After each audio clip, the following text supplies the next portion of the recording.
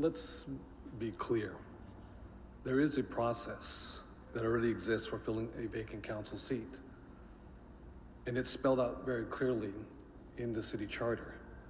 This is the same city charter that was adopted by the voters of Los Angeles when it went into effect July 1st of 1925. It's the same charter that was reaffirmed July 1st back in 2000. And specifically, Article 4, Section 409 lays out that process. It's even titled, quote, filling vacancies in the offices of mayor, city attorney, controller, and member of the city council. It opens by stating that, quote, the council may fill a vacancy by appointing a person to hold the office for the portion of the unexpired term, end quote. I think that collectively, and this is before my time, when this body elected Nury Martinez as the council president, she is exercising her authority as stated in the charter to appoint someone to fill the CD10 seat temporarily. I know there are inferences with regards to quote unquote backroom deals. I think I read a quote also too from the LA Times editorial, shady, quote unquote, the word that was utilized. I think it's very interesting language.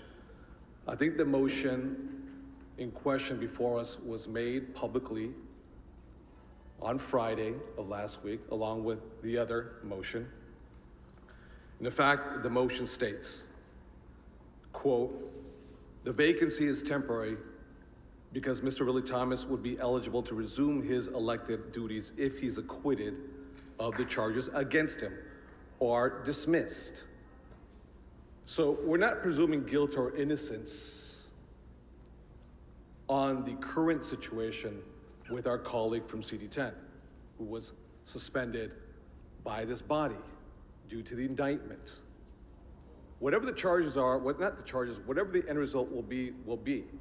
If he's acquitted, or if the charges are dropped, my presumption is he's returning back to his seat, if that is his desire to do so, legally and automatically. So the question I ask is, did Heather Hutt express a desire to become a voting representative of this council district based on her experience and understanding of the district in which she was born and raised in? And as a result, did she speak to Council President Nury Martinez about her desire? Now, I wasn't there, but I'm gonna make the assumption, this is purely conjecture, so I'm gonna extrapolate, that you conveyed to her, if you want the seat, you have to do your due diligence.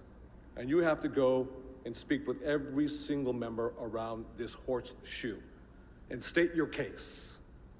And state the case why you should be not just a representative, but a voting representative of CD10.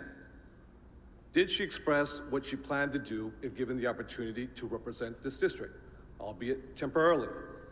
Because it strikes me as democracy in action that she's speaking to duly elected members who represent 250,000 individuals, collectively 4 million for the city of Los Angeles. She went hat in hand to each individual, presumably, to say, hi, I'm Heather Hutt, and these are the reasons why I believe if given an opportunity, I should be the voice of CD10, albeit temporarily, the asterisk there. So there's a final result with regards to the indictment of Mark Willie Thomas. That, my friends, is democracy in action. This doesn't sound like a backroom deal.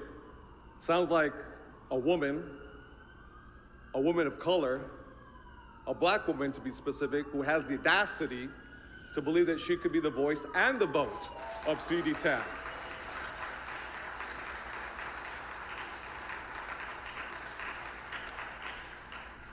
And if she were to be appointed, we'll see if she gets 10 votes or not, or the following week with 8 votes.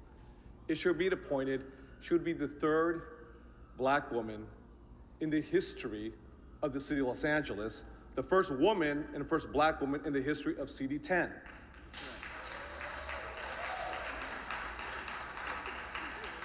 Let me say this. This is in the 240-year history of the city of LA.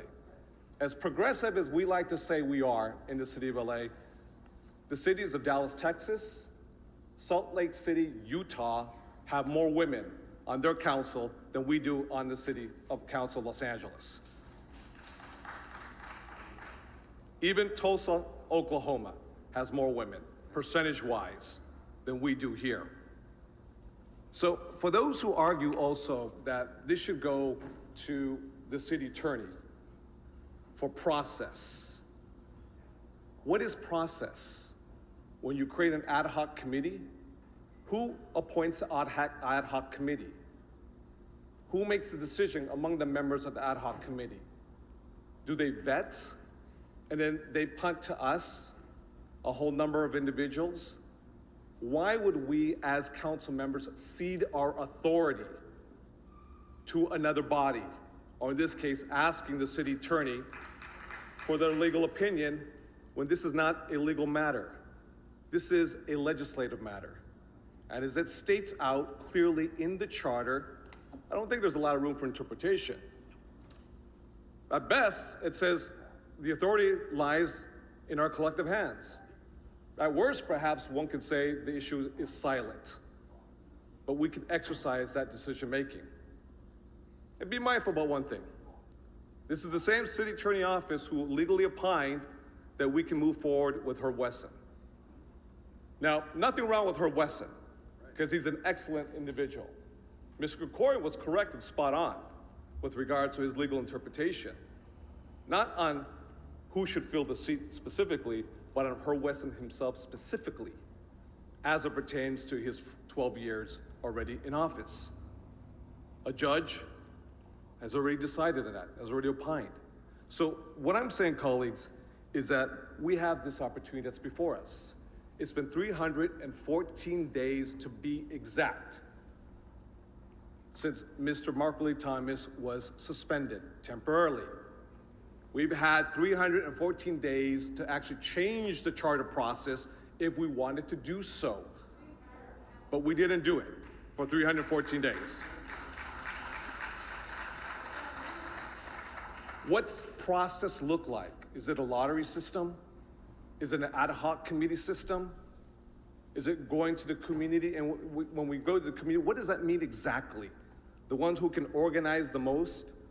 The ones who have the loudest voice? What I'm saying to you is, let's not bifurcate the issue with regards to process and the issue with regards to someone who we believe is qualified that's before us, who used to work for then U.S. Senator Kamala Harris, now Vice President of the United States of America.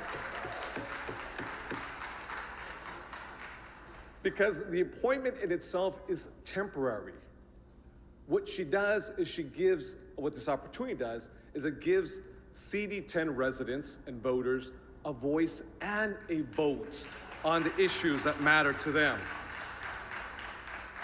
To me, it sounds like democracy is working itself right now, openly and publicly, in front of everybody, whether you're for or against Heather Hutt.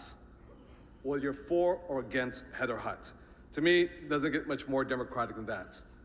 Colleagues, I believe that we have an opportunity that's before us. I believe she's eminently qualified, and it simply doesn't get more democratic than that. Thank you very much, Madam President.